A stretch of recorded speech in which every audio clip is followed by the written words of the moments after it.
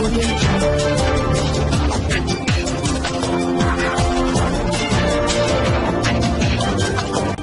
भारत, केवल खबरें और कुछ। नमस्कार, मैं हूं अंजलि। आरपी भारत में आपका स्वागत करती हूँ। आइए नजर आते हैं आज की किसी खास खबर पर।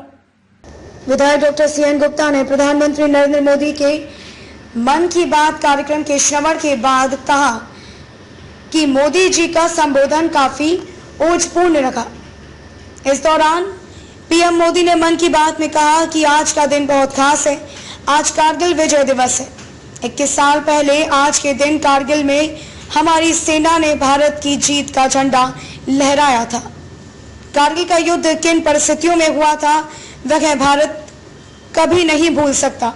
पीएम मोदी ने अमर शहीदों के साथ वीर माताओं को भी नमन किया है।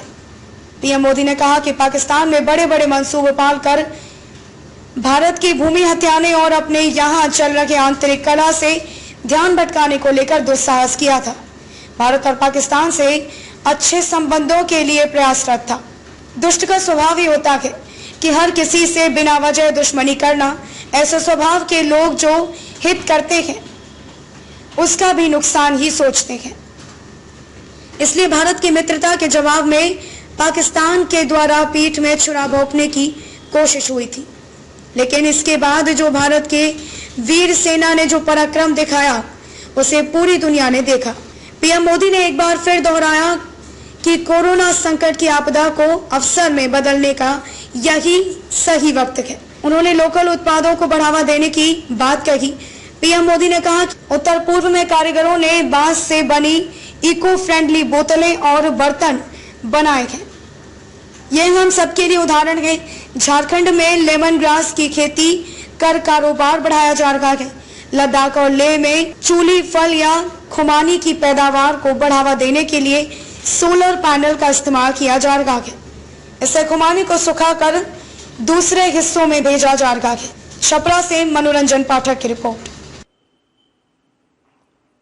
आज मन की बात में प्रधानमंत्री हमारे यशस्वी नरेंद्र मोदी जी ने जितनी भी बातें जीवन की रखी है सभी कुछ न कुछ संदेश दिए जाते हैं। उन्होंने बताया दुष्टों का मूल स्वभाव होता है हर किसी से दुश्मनी करना।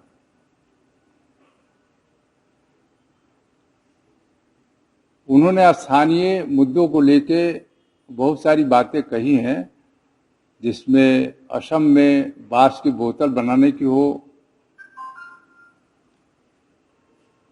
सेवन ग्रास की बातें हो, ड्रैगन फ्रूट्स की बातें हो,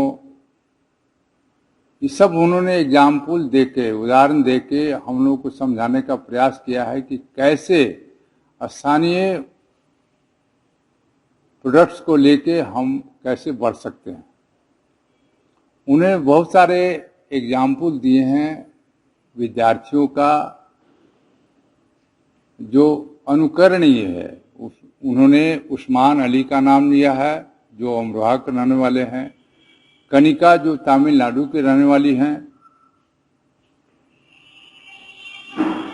आगे आने वाले 1 अगस्त को लोकमान्य तिलक जी का जन्मदिन है। उस दिन भी हम लोग कार्यक्रम मनाएंगे, उन्होंने आग्रह किया है। मैं समझता हूँ हमारे यशस्वी प्रधानमंत्री जी ने जो बातें हम लोगों के बीच रखी है वो मूल मंत्र में है, उसका हमें पालन करना चाहिए, उसका अनुकरण करना चाहिए। मैं आज के इस दिन में मन की बात को इन्हीं शब्दों के साथ, इसी संदेश के साथ आपको देना चाहूँगा। धन्यवाद।